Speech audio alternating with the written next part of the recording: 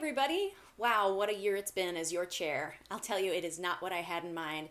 And I turned the reins over to Teresa Snow in July, so I wanted to take the June Chairs Corner to revisit the theme one more time, and that is bold. So I came across a quote in the book I'm currently reading, which is 4-Hour Workweek by Tim Ferriss, which I highly recommend. And it's actually a Machiavelli quote that says, "Develop the strength to do bold things, not the strength to suffer."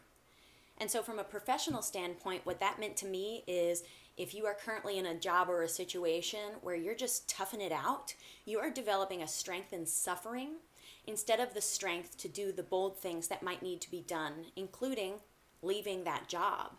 I'm not saying everybody go out and quit, but evaluate your fears and evaluate yourself and say, how am I doing? Do I like what I'm doing? And what could I be doing that could make me happy? And then assess what's stopping you from doing those things. And what bold all comes back to is the fact that we are all scared all the time. But are you going to develop the strength to be bold and go forward? Or are you going to develop the strength to suffer in your current circumstances because that's the easier thing to do? So I encourage you this month and into the next years to be bold, take chances, and figure out what it is you want to do. And here's how. So if you are experiencing fear or doubt in yourself, take the time, you can journal or you can introspect of what is it that I fear.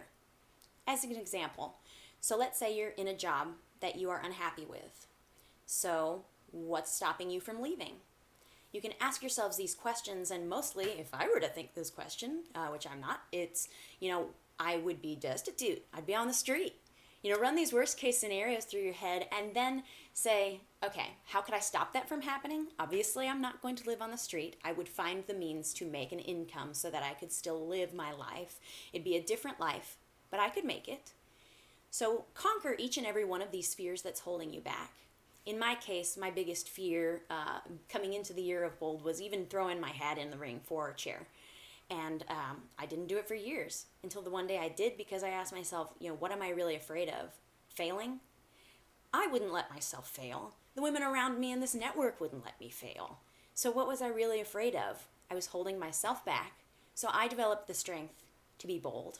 And here I am in front of you today saying goodbye. And I hope that you can join me in my daily excursions to be bold.